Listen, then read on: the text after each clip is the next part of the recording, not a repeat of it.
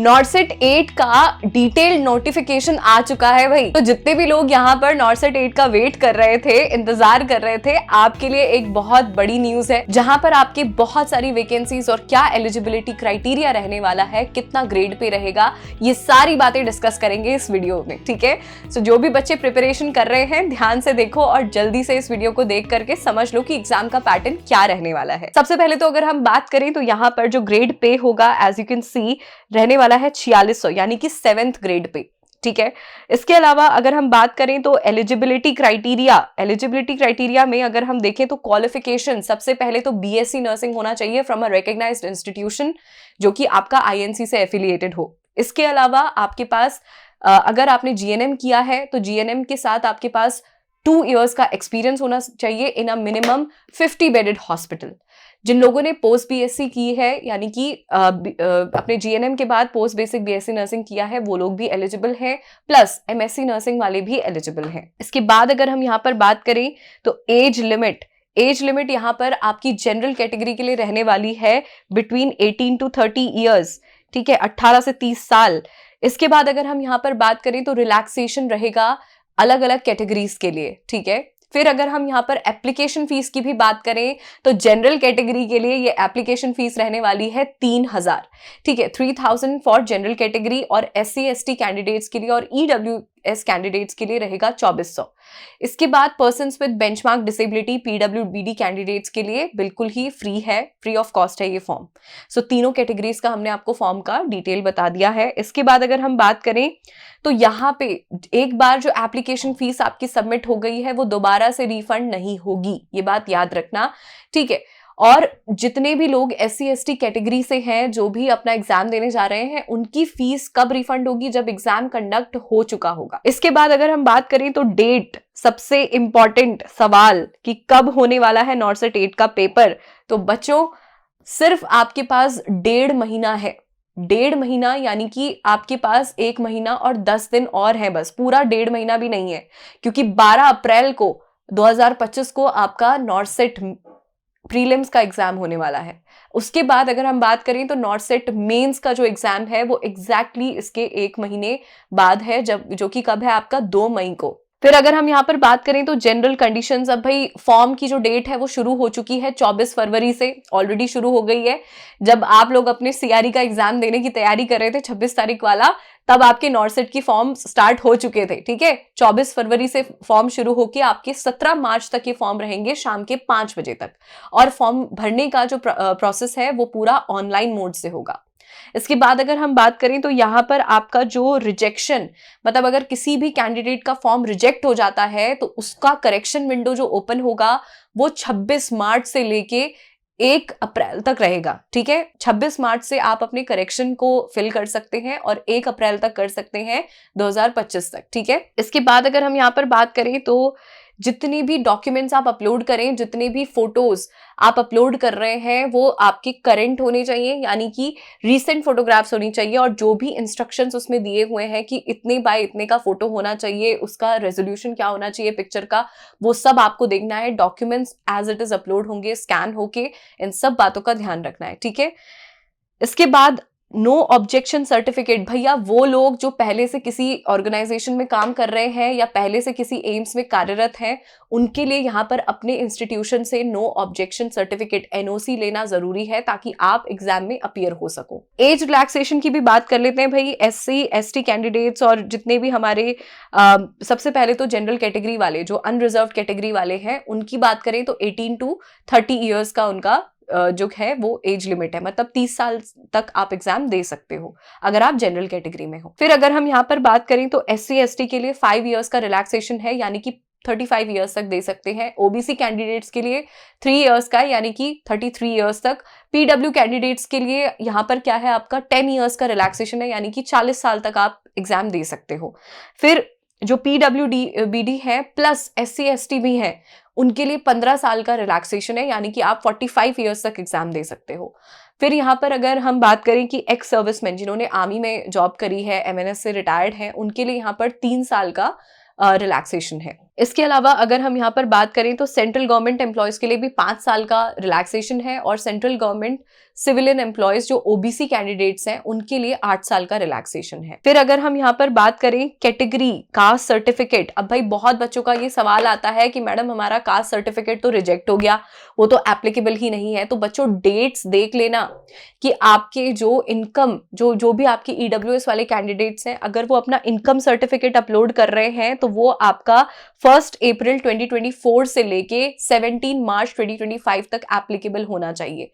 ये आपका जो फाइनेंशियल ईयर होता है ना, इसी में काउंट होता है। 1 अप्रैल 2024 से लेके 17 मार्च 2025 तक ही काउंट होगा, क्योंकि 17 मार्च आपकी लास्ट डेट है फॉर्म फिलिंग की। तो जो आपका फाइनेंशियल ईयर है वो 1 अप्रैल 2024 से 17 मार्च 2025 तक ही काउंट होगा। इसके बाद अगर हम बात करें तो जो भी ईडब्ल्यूएस कैंडिडेट्स हैं उनके लिए भी सेम ही इंस्ट्रक्शंस हैं। और दूसरी इंपॉर्टेंट बात यहाँ पर यह है कि जो भी आप अपना वैलिड कैटेगरी सर्टिफिकेट है, कास्ट सर्टिफिकेट है, वो पहले ही ले लें आपकी जो भी क्या है एसोसिएटेड अथॉरिटीज हैं उनसे। फिर अगर हम यहाँ पर बात करें तो जो पीडब्ल्यूबीडी कैंडिडेट्स हैं, यानी कि पेशेंट विद बेंचमार्क डिसेबिलिटी है, इनके लिए 40% डिसेबिलिटी होना अनिवार्य है, नहीं तो आप पीडब्ल्यूबीडी कैटेगरी में कंसिडर नहीं किए जाएंगे। ठीक है, और इसमें आपका ये भी जैसे आप देख सकते हो यहाँ पर काफी सारे वो कैटेगरीज दिए हुए हैं, डोमेन्स हैं, जैसे locomotor disabilities, 1 leg, leprosy cured, dwarfism, acid attack victims, ये सारी चीजें यहाँ पर आपको इनके बेसिस पे आपको ये सर्टिफिकेट मिल सकता है पीडब्ल्यूबीडी का। ठीक है, इसके अलावा अब बात कर लेते हैं यहाँ पर कि और क्या क्या चीजें हैं। तो अगर हम यहाँ पे देखें तो पैटर्न और स्कीम ऑफ एग्जामिनेशन भैया बहुत इंपॉर्टेंट। ठीक है, पैटर्न की अगर हम यहाँ पर बात करें तो ऑफ कोर्स यहाँ पर हमारा पैटर्न हमें पता है कि क्या रहता है। हमारा नॉर्सेट मेंस का और प्रीलिम्स का एग्जाम होता है। सबसे पहले प्रीलिम्स होगा स्टेज 1 जिसको हम कहते हैं, जहां पर आपके 100 क्वेश्चंस होंगे, 100 MCQs as you can see, और ये 100 मार्क्स का ही होगा, जो कि डिवाइडेड होता है आपके नर्सिंग और नॉन नर्सिंग पोर्शन में, जहां 20 क्वेश्चन आते हैं आपके नॉन नर्सिंग पोर्शन से, और वहीं 80 क्वेश्चन होते हैं आपके नर्सिंग नॉलेज से, नर्सिंग साइंस से। ठीक है, अब ये जो 100 क्वेश्चंस हैं ये डिवाइडेड होते हैं 5 सेक्शंस में, जहां हर सेक्शन को करने के लिए आपको 18 मिनट का समय मिलेगा। हर सेक्शन में 20 क्वेश्चंस होंगे, मतलब 5 सेक्शन, पांचों सेक्शंस में 20 क्वेश्चंस, और हर सेक्शन को करने के लिए 18 मिनट, यानी टोटल 100 क्वेश्चंस अटेम्प्ट करने के लिए आपको मिलेंगे 90 मिनट का समय, 1.5 घंटे का समय। अगर हम यहाँ पे बात करें कि आप जब एक सेक्शन अटेम्प्ट करते हो तो जैसे ही 18 मिनट पूरे होंगे तुरंत आपका नेक्स्ट सेक्शन ओपन हो जाएगा, और एक बार आपका प्रीवियस सेक्शन सबमिट हो गया है फिर आप दोबारा उसको देख नहीं सकते हैं। ठीक है, सो आपको वो 20 क्वेश्चन 18 मिनट में पूरे करने हैं। कितना नेगेटिव मार्किंग कंट्रोल करना है, किस तरीके से अपीयर करना है, वो आपके ऊपर बात है। ठीक है, क्योंकि एक बार वो सेक्शन बंद हो गया फिर वो दोबारा नहीं खुल सकता, फिर आप अगला सेक्शन उसके अगले सेक्शन में ही एंटर करोगे, प्रीवियस वाला नहीं ओपन होगा। नेक्स्ट यहाँ पर अगर हम बात करें तो क्वालिफाइंग मार्क्स नॉर्सेट प्रीलिम्स के लिए, तो एज यू कैन सी यहाँ पर प्रीलिम्स के लिए जो क्वालिफाइंग मार्क्स हैं दैट इज हमारे 50 परसेंटाइल है हमारे जनरल कैटेगरी के लिए। ठीक है, 50% for the general category and EWS. ठीक है, जनरल कैटेगरी और ईडब्ल्यूएस के लिए 50% है। 45 परसेंटाइल है फॉर ओबीसी कैंडिडेट्स।